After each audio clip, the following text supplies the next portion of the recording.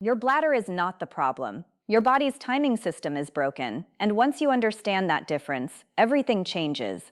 Here is something your doctor has almost certainly never told you. Your bladder has its own internal clock, a biological rhythm completely separate from your brain, telling it when to hold and when to let go. And in most adults over 50, that clock gets disrupted. No pill, no supplement, and no surgery can fix what is happening, because you are not treating the cause. You are silencing the alarm. In today's video, I am going to show you exactly how to reset that clock, and you can start tonight. I am Dr. Aries Smith. Before we go any further, if this is your first time on this channel, subscribe right now and tap the bell. This channel exists to give you what your doctor does not have time to explain in a 12-minute appointment. Every video on this channel is built on peer-reviewed science, not advertising, not supplement sales, just the truth. Now, let us get into it. Section 1. The alarm versus the fire. Why everything you have tried has failed. How long have you been fighting your bladder? Maybe you cut off fluids by 6 in the evening, or tried pharmacy bladder supplements, or prescription pills that left you dizzy, dry-mouthed, and still stumbling to the bathroom at 3 in the morning. If any of that sounds familiar, I want you to understand one thing very clearly right now.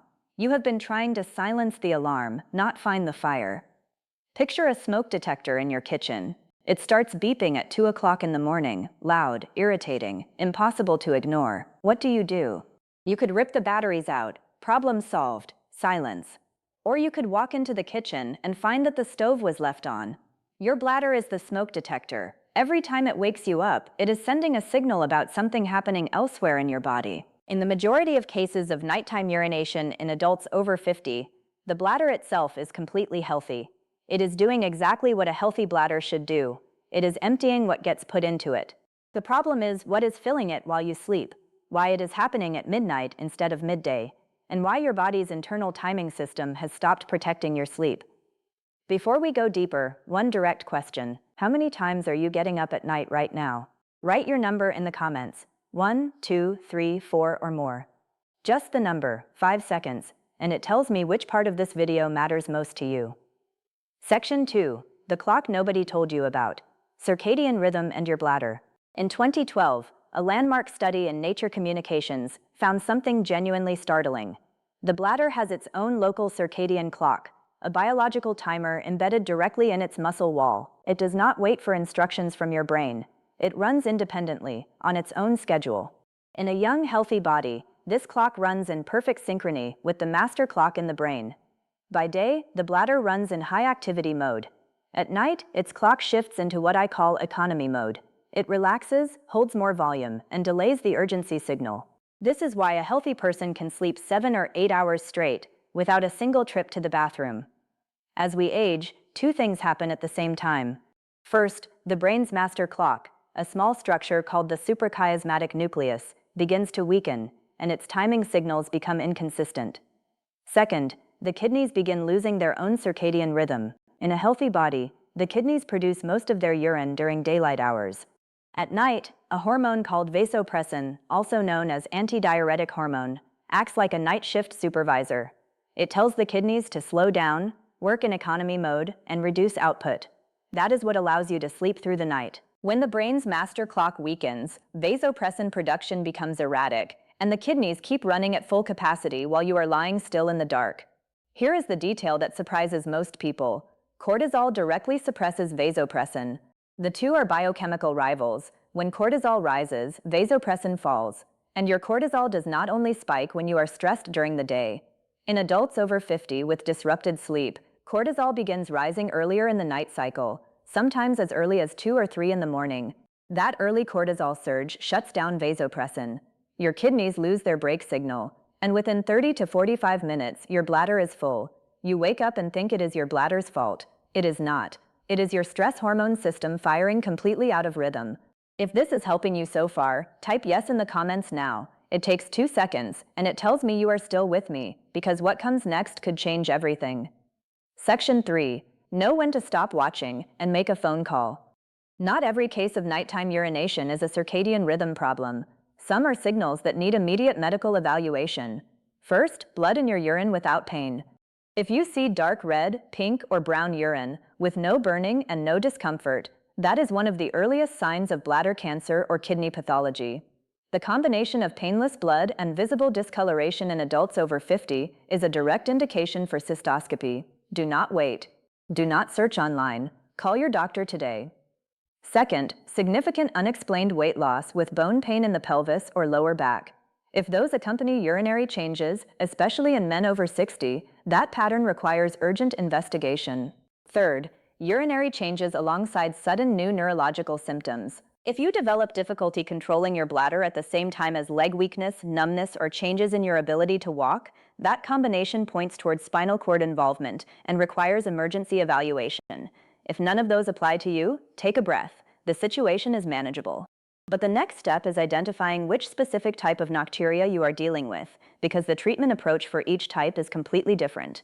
Section 4, 3 types, 3 different solutions. Which one are you? Type 1 is global polyuria.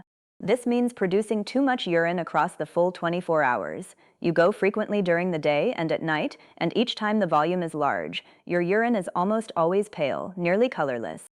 The most common causes are excessive fluid intake and uncontrolled type 2 diabetes, where elevated blood glucose acts as its own osmotic diuretic. This type belongs in front of an endocrinologist. The protocol we discussed today is not designed for it.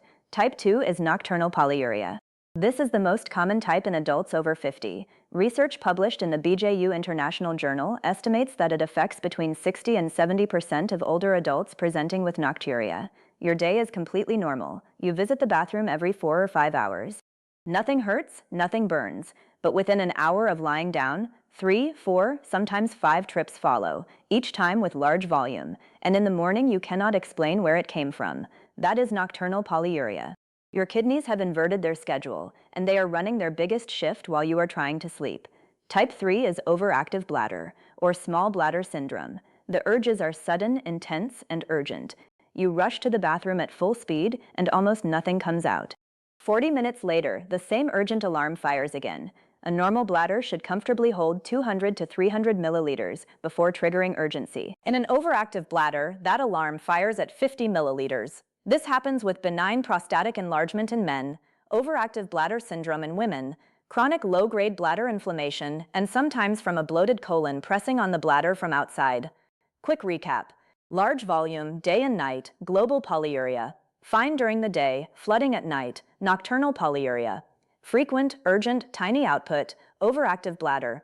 Quick pause right here. Tell me in the comments, type 2 or type 3, which pattern matches your experience? 2 words. That tells me what this community needs most from this channel. Section 5, Margaret's case. The hidden connection nobody made. Margaret came to me having already seen 2 specialists. Her urologist found nothing structurally wrong. Her gynecologist attributed everything to postmenopausal changes. She had been getting up 4 times per night for 18 consecutive months. She had eliminated fluids after 5 o'clock in the afternoon, stopped coffee entirely, and tried multiple bladder supplements. None of it worked.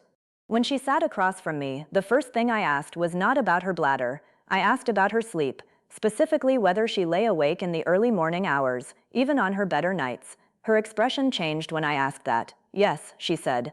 She would lie awake from around 3 o'clock or 3:30 until almost 5, staring at the ceiling, mind running, heart rate slightly elevated. She had assumed this was normal aging. Then I asked about her evenings. Was she watching news programs before bed? Was she reviewing finances or managing family concerns in the 2 hours before sleep? Yes, she said, and yes. Then I asked her to do something unusual. Press her thumb firmly against her shin bone, just above the ankle, and hold it for 10 seconds. She did. There was a small but definite pit, a dent that took several seconds to fill back in. 2 things were happening at the same time. First, mild fluid accumulation in her legs, building throughout the day and returning to her bloodstream at night. Second, a chronically dysregulated cortisol pattern driven by 18 months of fragmented sleep and evening mental activation. Her cortisol surged too early in the night cycle, shutting down vasopressin exactly when her kidneys most needed to slow down, while the fluid from her legs triggered an emergency hormonal signal forcing accelerated filtration. Her bladder was not sick, her timing system was broken, and every specialist she had visited had been treating the smoke detector. What I told her at that appointment surprised her. I said, Margaret, the solution starts 2 hours before you go to bed, not with the bathroom, not with fluids, not with medication, with your nervous system. Section 6. The chemistry of nighttime flooding. What is actually filling your bladder? Your body runs on a daily hormonal cycle. In a healthy rhythm, cortisol peaks close to waking and drops steadily through the afternoon. By evening, it reaches its lowest point of the day. That low point is critical. It clears the way for vasopressin to take over and apply the brake to your kidneys overnight. In adults over 50 with fragmented sleep, this rhythm distorts. Evening cortisol does not drop far enough. Vasopressin stays suppressed in the hours it should be most active, and your kidneys lose their nighttime break. At the same time, a second mechanism often operates in parallel. In people with venous insufficiency, where the valves in the leg veins have weakened, fluid accumulates quietly in the soft tissue of the lower legs throughout the day. 1 to 1.5 liters can accumulate without visible swelling. The only sign may be a slight groove left by a sock elastic. When you lie down at night, gravity reverses, and that stored fluid is rapidly reabsorbed into the bloodstream. The heart detects the sudden rise in circulating blood volume and releases a hormone called atrial natriuretic peptide. This hormone sends an emergency signal to the kidneys: dump the excess fluid immediately. Your bladder fills within an hour. You wake up, just like Margaret, and very possibly just like you. Both mechanisms run at the same time. Cortisol is blocking the kidney's brake signal, while leg fluid is triggering emergency kidney output. Your bladder simply cannot hold against both forces. And there is a third layer: sleep deprivation itself, independent of cortisol, also suppresses vasopressin release. Published research in the sleep medicine literature confirms that fragmented and insufficient sleep directly impairs the hormonal signals regulating overnight kidney output. This creates a self-tightening cycle. Nocturia fragments sleep. Fragmented sleep worsens vasopressin suppression, and worse suppression makes nocturia more severe the next night. Breaking this cycle requires targeting the timing system, not the bladder. Section 7. What you eat after 5. Disruptors and restorers. Hidden sodium is the most significant dietary driver of nighttime kidney overload. 80% of the sodium in the average adult's diet does not come from a salt shaker. It comes from processed foods, canned soups, cheese, cured meats, packaged sauces, bread, and condiments. When you eat a sodium-rich dinner, your body retains water short-term to dilute the concentration in your blood. But hours later, as your kidneys attempt to excrete that sodium load, they run significant fluid volume through themselves to carry it out. The result is a predictable surge of urine production starting around midnight. You did not drink that extra fluid. You ate it at 7 in the evening. Evening simple carbohydrates create a second problem. A rapid glucose spike triggers an insulin burst. Then, 2 to 3 hours later, when blood glucose drops sharply, the kidneys reverse course and begin excreting the retained fluid, hitting at the exact moment you are in your deepest sleep. If you have any degree of insulin resistance, elevated blood glucose acts as its own diuretic, pulling water from your cells into the urine throughout the night. Alcohol is a direct, powerful suppressor of vasopressin. Even one evening drink partially blocks the hormone that slows your kidneys overnight, and the sedative effect can mask the first urge to void, so the bladder fills past a comfortable volume and eventually wakes you with an urgent alarm. Now, what actively helps? Magnesium is the most underused nutrient in bladder health. It supports smooth muscle relaxation, including the detrusor muscle, the muscle wall of the bladder. When magnesium levels are adequate, the bladder stretches more comfortably before triggering urgency. Magnesium also supports deeper slow-wave sleep and helps regulate the cortisol system. Food sources include raw pumpkin seeds, almonds, dark leafy greens, and legumes. Raw pumpkin seeds deserve their own mention. Not roasted, not salted, but raw and green, about 30 grams daily. They provide magnesium and zinc in highly bioavailable form, alongside plant compounds called phytosterols that support the pelvic floor and prostate tissue in men. A clinical study published in the Journal of Traditional and Complementary Medicine in 2014 found that pumpkin seed extract significantly improved overactive bladder symptoms in both men and women.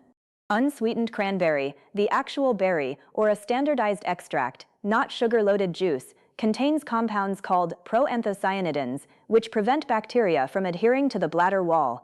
Many adults over 50 carry a low-grade bacterial presence in the bladder that never becomes a clinical infection, yet chronically irritates nerve endings, making the bladder hypersensitive so small volumes trigger early alarms. Systematic reviews, including research published in the Cochrane database, support the proanthocyanidin mechanism for reducing this chronic background irritation. Dietary fiber completes the picture. A chronically constipated colon presses directly against the bladder.